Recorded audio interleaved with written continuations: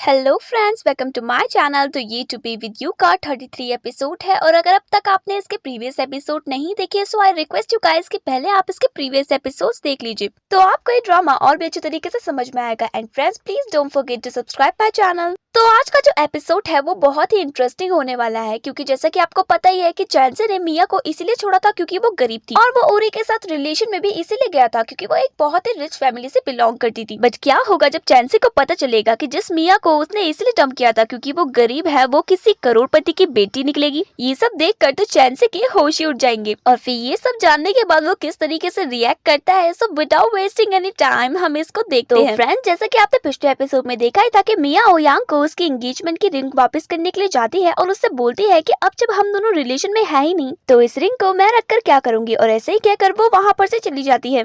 थोड़े ही देर में बहुत ही तेज बारिश होने लग जाती है। सियू को मिया की फिक्र होने लग जाती है, इसीलिए सियू ओयांग से कहते हैं कि मिया और तुम्हारे बीच में जो कुछ भी चल रहा है उससे मुझे कुछ फर्क नहीं पड़ता, बट मिया मेरी बेस्ट फ्रेंड थी और मैं उसे इस तरीके से अकेले नहीं पड़ने दूंगी। एक तो इतनी तेज बारिश हो रही है, ऊपर से उसे यहाँ पर कोई गाड़ी भी नहीं मिलेगी, इसीलिए हमें उसे जल्दी से ढूंढना चाहिए। जब सियू इस तरीके से ओयांग से बातें कर रही होती है तभी उन्हें रास्ते पे मिया दिखती है। सियू जैसे ही मिया को देखती है तो वो मिया को आवाज लगाती है, लेकिन ओयांग गाड़ी नहीं रोकता है और वहाँ पर से अपने दिल पे पत्थर रख कर मिया को इग्नोर मारकर चला जाता है। सियू उसे काफी बार समझाने की कोशिश करती है कि अगर मिया इसी तरीके से बारिश में भीगती रहेगी तो उसकी तबीयत खराब हो जाएगी। थोड़ी ही देर में ऐसा ही होता है और मिया वहाँ पर बेहोश हो जाती है। तभी ओयांग अपने कार के शीशे में ये सब देख लेता है। उसके बाद वो अपने कार से निकलता है और भागकर मिया के सामने चला जाता है। थोड़ी ही देर में सियू और ओयांग मिया को गाड़ी में बैठाते हैं और उसको हॉस्पिटल लेकर जाते हैं। सियू को मिया की काफी ज्यादा फिक्र होती है, इसलिए वो नर्स से पूछती है कि मिया की तबीयत अब ठीक है। तो नर्स उससे बोलती है कि ठीक हुआ, आप राइट टाइम पर इसको लेकर आ गए, अगर आप थोड़ी सी भी लेट करती तो प्रॉब्लम हो सकती थी। बाय द वे अब ये बिल्कुल ठीक है और कुछ टाइम बाद इनको होश भी आ जाएगा। नर्स की ये सारी बातें सुनकर ओयांग को अपने आप पे बहुत ही ज्यादा गुस्सा आता है और उसको ऐसा लगता है कि मिया की ये हालत सिर्फ उसी की वजह से हुई है। ना ही वो उसके साथ इतना बुरा बिहेव करता और ना ही मिया इस तरीके से बीमार पड़ती। कुछ ही देर में सी ओयांग के पास जाती है और उससे बोलते हैं कि तुम टेंशन मत लो, मिया थोड़ी ही देर में ठीक हो जाएगी। बाय द वे मुझे कुछ नहीं पता कि तुम्हारे और मिया के बीच में क्या हुआ है, तुम उसके साथ इस तरीके से बिहेव क्यों कर रहे हो, बट वो अभी बीमार है इसलिए तुम्हें उसकी हेल्प करने के लिए यहाँ पर रुकना पड़ेगा और तुम टेंशन मत लो, तुम्हारे यहाँ रुकने से मुझे कोई भी एतराज नहीं है क्योंकि मुझसे ज्यादा जरूरत अभी मिया को तुम्हारी है और तुमने उतनी देर से कुछ खाया भी नहीं है, इसलिए मैं तुम्हारे लिए खाना लेकर आती हूँ। और ऐसा ही कहकर सियू वहाँ पर से चली जाती है। सियू के जाने के बाद ओयांग मिया के सामने आकर बैठ जाता है और उससे बोलता है कि मुझे माफ कर दो, आज ये सब जो तुम्हारे साथ हुआ है ना सिर्फ मेरी वजह से हुआ है। सच बताऊं तो मेरी बिल्कुल भी हिम्मत नहीं हो रही है तुमसे आंखें मिलाने की। मुझे तो ये भी समझ में नहीं आ रहा है कि जब तुम्हें होश आ जाएगा तो मैं किस तरीके से तुमसे अपनी नजरें मिलाऊंगा। सच बताओ तो मैं तुमसे अभी भी उतना ही प्यार करता हूँ जितना प्यार मैं तुमसे पहले करता था, बट मैं क्या करूँ, मुझे तुम्हारे साथ ऐसा बिहेव करना पड़ रहा है। मैं भी क्या करूँ, सच्चाई बताने से अच्छा तो यही है कि तुम मुझसे नफरत कर लो, बट मैं तुम्हें अब इस तरीके से और ज्यादा हर्ट होते हुए नहीं देख सकता हूँ। तुम ही मुझे बताओ कि मैं क्या करूँ, मुझे तो कुछ भी समझ में नहीं आ रहा है। दूसरी तरफ जैसे ही ओयांग के डैड को पता चलता है कि मिया की तबीयत अचानक से बहुत ज्यादा खराब हो गई है तो वो हॉस्पिटल में आ जाते हैं। उसके बाद जैसे ही वो मिया के सामने जाते हैं तो ओयांग उनसे बोलता है कि मुझे जरा बाहर घूम कर आना है, इसलिए आप यहाँ पर बैठ जाइए। उसके बाद ओयांग के डैड मिया के सामने बैठते हैं और उससे बोलते हैं कि बेटा तुम टेंशन मत लो, तुम्हारे पापा यहीं पर है। मैं भी कितना ज्यादा अनलकी हूँ, बचपन से ही मैं तुम्हारी कभी भी हेल्प नहीं कर पाया, मेरी ही वजह से तुम्हें बहुत सारी प्रॉब्लम्स का सामना करना पड़ा। लेकिन आज जब मैं तुम्हारी हेल्प करना चाहता हूँ फिर भी मैं तुम्हारी हेल्प नहीं कर सकता हूँ क्योंकि मैं नहीं चाहता हूँ कि इस टाइम पर तुम सच्चाई सुनो। तुम वैसे ही बहुत ही सॉफ्ट हार्टेड और काइंड हो और आज तक तुमने बहुत सारी प्रॉब्लम का सामना भी किया है, वो भी अकेले, बट पता नहीं ये सच्चाई जानने के बाद तुम किस तरीके से अपने आप को संभाल पाओगी। जब इसी तरीके से ओयांग के डैड मिया से बात कर रहे होते हैं तभी उनके पीछे पीछे ओरी की मॉम आ जाती है और ओयांग के डैड और मिया को साथ में देखकर वो गुस्से में दरवाजा खोलती है और अंदर जाती है। उसके बाद उनके सामने जाकर बोलने लग जाती है कि तुम यहाँ पर क्या कर रहे हो, तुमको पता नहीं है कि इस लड़की से अब हमारा कोई भी रिश्ता नहीं है। ओयांग अब इसको पसंद नहीं करता है और वो सियू को पसंद करता है, इसलिए तुम्हें इस लड़की के सामने बैठने की कोई जरूरत नहीं है। ये सारी बातें सुनने के बाद ओयांग के डैड ओरी की मॉम को चुप कराने की बहुत कोशिश करते हैं, लेकिन ओरी की मॉम उनकी एक बात भी नहीं सुनती है और अपने ही आप बोलने पे लगी होती है। फिर उनसे कहते हैं कि ये लड़की पहले ओयांग को भड़का रही थी, अब ये तुम्हें भी भड़काने लग गई, आखिरकार इस लड़की में ऐसा है क्या, ये कितनी बदतमीज है। ऐसे लड़की को मैं अपने घर की बहू तो कभी भी ना बनाऊं और मुझे अपने बेटे पे गर्व है जो उसने इस लड़की को छोड़ दिया। और तुम्हें क्या लगता है कि मुझे तुम्हारे और मिया के बारे में कुछ भी नहीं पता है, ये देखो मेरे पास तुम दोनों की फोटो भी है। उसके बाद वो ओयांग के डैड को वही फोटो दिखाती है जो कि ओरे के डैड ने उसको भेजी होती है। फिर वो उनसे बोलती है कि तुम मुझे सच से बताओ कि तुम्हारे और मिया के बीच में आखिरकार चल क्या रहा है। अपनी बेटी के बारे में इतनी सारी बुरी बातें सुनकर ओयांग के डैड को बहुत ही ज्यादा गुस्सा आता है और वो ओरे की मॉम का हाथ पकड़कर उनको वहाँ पर से लेकर चले जाते हैं। जब ओयांग के डैड ओयांग की मॉम का हाथ खींचकर उसको दूसरे कमरे में ले जाते हैं तभी उनको सियू देख लेती है और उसके बाद वो खड़े होकर उनकी बातें सुनने लग जाती है, जहाँ पर कि ओरे की मॉम ओयांग के डैड को बोलती है कि तुम लालची तो थे लेकिन तुम बदतमीज भी हो, ये मुझे आज पता चल रहा है। सच में तुम जैसे इंसान की तो मुझे शक्ल ही नहीं देखनी है। ओरे की मॉम की बातें सुनकर ओयांग के डैड उसको चुप कराते हैं और उससे बोलते हैं कि तुम चुप हो जाओ और प्लीज पहले एक बार मेरी बात सुन लो, उसके बाद तुम डिसाइड करना कि मैं सही हूँ या गलत हूँ। जिस मियाँ को तुम इतनी बदतमीज लो स्टैंडर्ड और पता नहीं क्या क्या बोल रही हो ना, वो मियाँ किसी और की नहीं बल्कि मेरी बेटी है।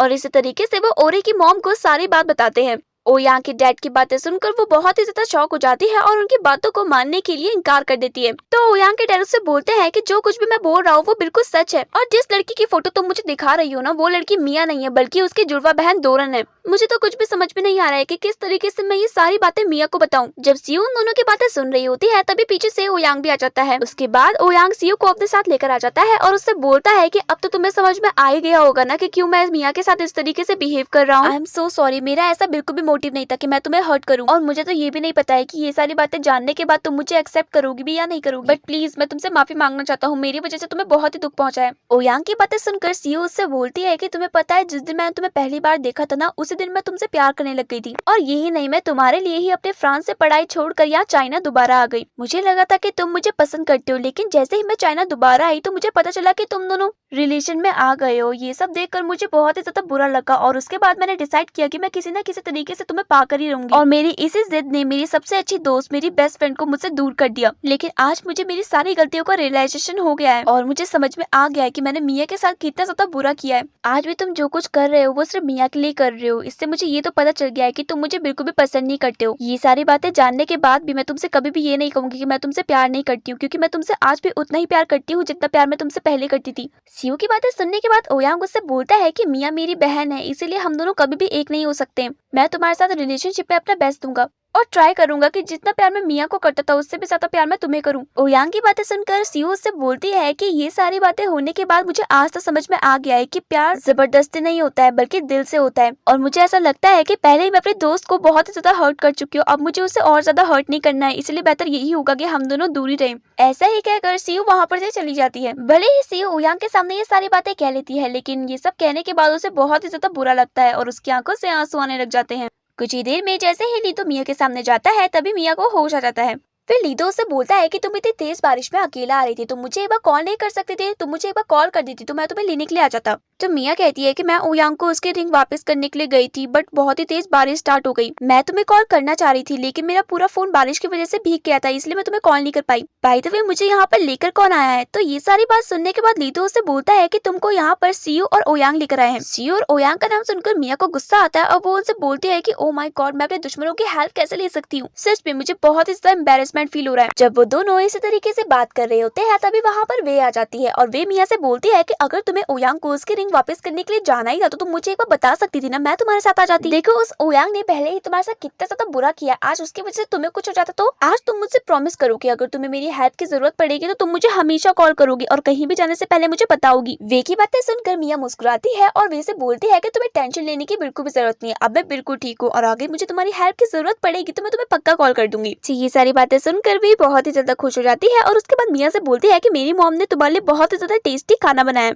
इसीलिए तुम और लीतो साथ में बैठकर ही ब्रेकफास्ट कर लो, मैं तो यहाँ पर से जा रही हूँ। वी की बातें सुनकर मिया उसे बोलती है कि तुम कहाँ जा रही हो, तुम भी हम दोनों के साथ ब्रेकफास्ट करो ना। फिर वे उसे बोलती है कि मेरी मॉम ने कहा है कि जब तुम दोनों साथ में होंगे ना तो मुझे तुम्हें डिस्टर्ब नहीं करना है, इसीलिए मैं तो यहाँ पर जा रही हूँ, बट तुम दोनों साथ में ब्रेकफास्ट कर लो। थोड़ी ही देर में लीतो भी इसे बोलता है कि तुम कार में मेरा वेट करना, क्योंकि इसके बाद मैं तुम्हें कहीं ले जाने वाला हूँ, और उस सरप्राइज को देखकर तुम और मिया बहुत ही ज्यादा खुश हो जाओगे। थोड़ी ही देर में लीतो मिया को और वे को मिया के स्टॉल में लेकर जाता है। मिया अपने स्टॉल को वापस देखकर बहुत ही ज्यादा खुश हो जाती है और लीतो को थैंक यू बोलती है उसका स्टॉल उसे वापस दिलवाने के लिए। फिर लीतो उससे बोलता है कि तुम्हें मुझे थैंक यू बोलने की जरूरत नहीं है, आखिरकार तुम मेरे पड़ोसी हो और पड़ोसी पड़ोसियों की हेल्प नहीं करेंगे तो कौन करेगा। और वैसे भी अंकल का स्टॉल यहाँ का सबसे पुराना स्टॉल है जहाँ पर की बहुत ही टेस्टी खाना मिलता है, कई बार तो मैं भी यहाँ पर खाना खाने के लिए आता हूँ और अंकल के हाथ की करी फिश तो मेरी फेवरेट है, इसलिए मैं इस स्टॉल को ऐसे कैसे बिकाने देता। बस अब अंकल का वेट है कब अंकल ठीक होंगे और इस स्टॉल में दोबारा से खाना बनाना शुरू कर देंगे और उसके बाद हम पहले की ही तरह लाइव जीने लग जाएंगे। ये सारी बातें सुनकर मिया बहुत ही ज्यादा खुश हो जाती है। दूसरी तरफ ओयांग के डैड ओरे की मॉम को दोरन और उसके दोस्त से मिलवाते हैं।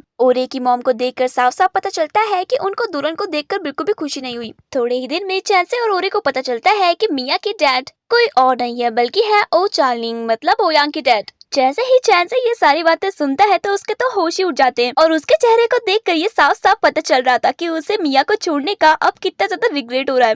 कुछ ही टाइम बाद डोरन अपने रूम में बैठी होती है, तभी वहाँ पर उसका दोस्त आता है और उससे बोलता है कि तुम्हारे स्टेप मदर को देखकर ऐसा बिल्कुल भी नहीं लगा कि उन्हें तुम्हें देखकर खुशी मिली है। कहीं ऐसा ना हो कि वो अभी से ही तुम्हें इस घर से बाहर निकालने की साजिश बनाने लग जाए। तुम्हें उनसे थोड़ा सा सतर्क रहना चाहिए। ये सारी बातें सुनकर डोरन उससे बोलती है कि वो चाहे मेरे खिलाफ कितनी भी सारी साजिश क्यों न रच ले, बट ओ चार्लिंग मेरे फादर है, इसलिए वो मुझे इस घर से नहीं निकाल सकती है। दूसरी तरफ ओरे अपनी मॉम के पास जाती है और उनसे बोलती है कि मॉम आप इतना ज्यादा सेट क्यों हो। फिर उसकी मॉम उससे बोलते हैं कि अब तुम्हारे डैड की अपनी बेटी आ चुकी है, इसका मतलब कि वो तुमसे भी ज्यादा प्यार उस लड़की को करेंगे। तुम मेरी बात ध्यान से सुनो, चाहे कुछ भी हो जाए तुम अब इस बिजनेस को नहीं छोड़ोगी, क्योंकि मैं नहीं चाहती हूँ कि प्यार के साथ साथ सारी दौलत भी उस लड़की को ही मिल जाए। दूसरी तरफ चैंसे को मिया को छोड़ने का बहुत ही ज्यादा अफसोस होता है और वो मिया के साथ बिताए गए अपने बचपन के दिनों को याद करने लग जाता है और खुद से ही बोलता है कि पता नहीं क्यों मैंने मिया को क्यों छोड़ा होगा। तभी वो ओरे की तरफ देखता है तो ओरे बहुत ही उदास होकर कार में ही लेटी होती है। तो ओरे उससे बोलती है कि मुझे पता है कि तुम्हें बहुत ज्यादा अफसोस हो रहा होगा ना कि तुमने मिया को छोड़ दिया। ये सारी बातें सुनकर चैन से उसे बोलता है कि तुम बिल्कुल गलत सोच रही हो, मैं तुमसे प्यार करता था, तुम्हारे पैसों से नहीं, और मुझे बिल्कुल भी अफसोस नहीं हो रहा है कि मैंने उसे छोड़ा। मैं तुमसे अभी भी उतना ही प्यार करता हूँ जितना प्यार मैं तुमसे पहले करता था। चाहे चैन से ओरे से कितना भी ज्यादा झूठ क्यों ना बोल ले, लेकिन ओरे को सारी सच्चाई पता थी।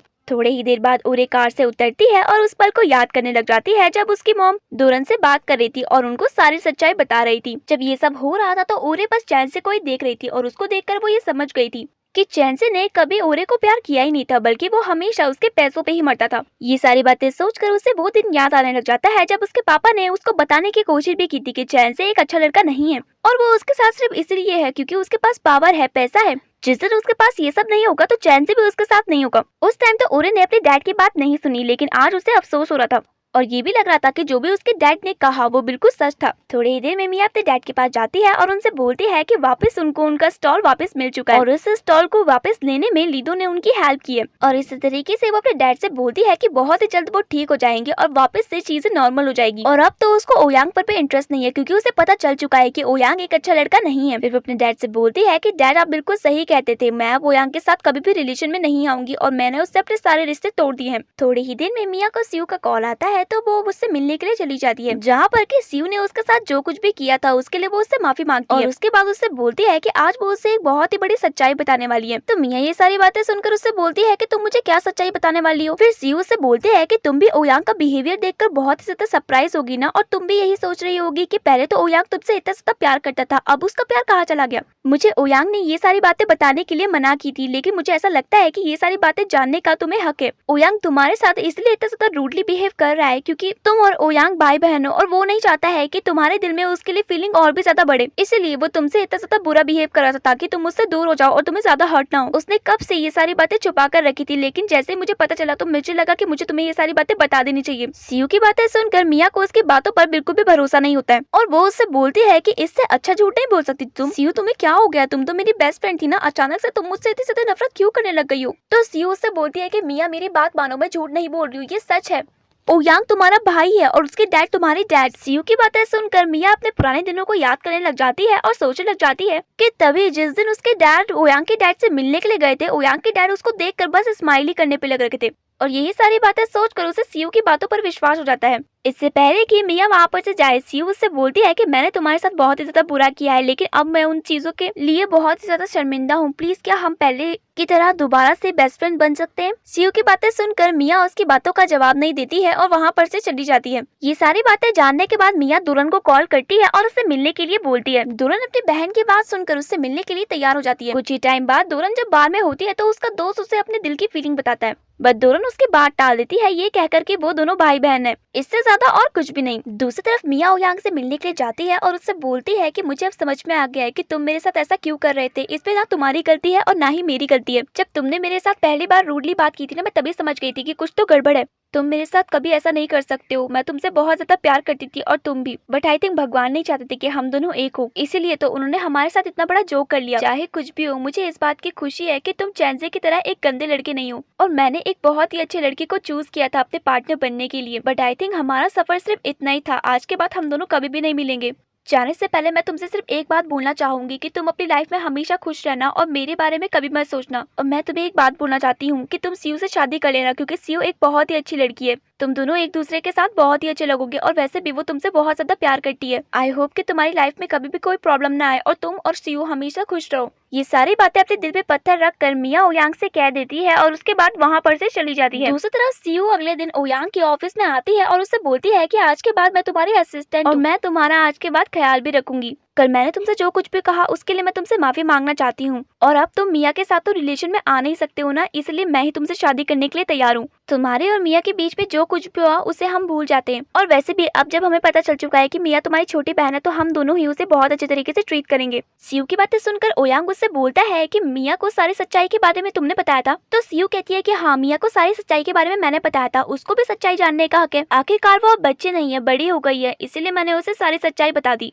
दूसरी तरफ अपने स्टॉल में आकर मिया बहुत ही ज्यादा खुश होती है और वो पहली बार अपने स्टॉल में खाना बनाती है और उसके बाद वे को अपने हाथ का खाना बनाकर खिलाती है। वे को मिया के हाथ का खाना बहुत ही अच्छा लगता है और वो मिया की बहुत ही ज्यादा तारीफ भी करती है। जब वो इसी तरीके से बात कर रहे होते हैं तभी वहाँ पर चैन से आ जाता है और चैन से मिया से कहता है कि उसको मिया से अकेले में कुछ बात करनी है। चैन से की बात सुनकर मिया उसे बोलती है कि तुम्हें जो कुछ भी बात करनी है तुम यहीं पर ही कर लो। तो उसके बाद चैन से उसे रिक्वेस्ट करता है तो मिया उसकी बात मान जाती है और वहाँ पर से चली जाती है। तो उसके बाद चैन से मिया से कहता है कि मुझे अभी पता चला कि ओयांग ने तुम्हें ऑफिस से निकाल दिया है। ये सारी बात सुनकर मुझे बहुत ही ज्यादा बुरा लगा, लेकिन तुम टेंशन मत लो, मेरे दोस्त हैं, मैं उनसे बोलकर तुम्हें जॉब पर लगवा दूंगा। चैन से की बात सुनकर मिया उसे थैंक यू बोलती है। तो उसके बाद चैन से उससे बोलता है कि मिया मुझे तुमसे एक बहुत ही जरूरी बात करनी है, क्या तुम मेरे साथ दोबारा से रिलेशनशिप में आना चाहती हो? मैं मानता हूँ कि मैंने तुम्हें छोड़कर बहुत ही बड़ी गलती कर दी थी, बट मुझे मेरी गलती का एहसास हो गया है और मैं तुम्हारे साथ रिलेशनशिप में आना चाहता हूँ, क्या तुम तैयार हो? जब चैन से मिया से बात कर रहा होता है तभी वहाँ पर लीडो भी आ जाता है। लीडो चैन से को देखकर काफी हैरान हो जाता है और उससे बोलता है कि तुम यहाँ पर क्या कर रहे हो, पर चैन से उसकी बात का रिप्लाई नहीं देता है। तभी चैन से वे की तरफ देखता है और उससे बोलता है कि ये लड़की तुम्हें दोबारा से परेशान तो नहीं कर रही है ना? अगर ये लड़की तुम्हें दोबारा से परेशान करेगी ना तो तुम मुझे बताना, मैं इसे अच्छे से सबक सिखाऊंगा। चैन से की बातें सुनकर वे उससे बोलती है कि हे चैन से, तुम चुप रहो, तुम ज्यादा हीरो मत बनो। मिया अब मेरी बेस्ट फ्रेंड बन चुकी है और मैं इससे झगड़ा क्यों करूंगी? चैन से वे की बातें सुनता है और उसे इग्नोर मारकर मिया से कहता है कि जो मैंने तुमसे पूछा तुम मुझे उसका आंसर दो। चैन से की बातें सुनकर मिया उससे बोलती है कि जिस दिन वे ने मुझे परेशान किया था उस दिन तो तुमने सब कुछ देखते हुए भी अनदेखा कर दिया था, तो आज तुम्हें अचानक से क्या हो गया है? तुम ये सब इसलिए कर रहे हो ना क्योंकि ओयांग के डैड मेरे डैड है।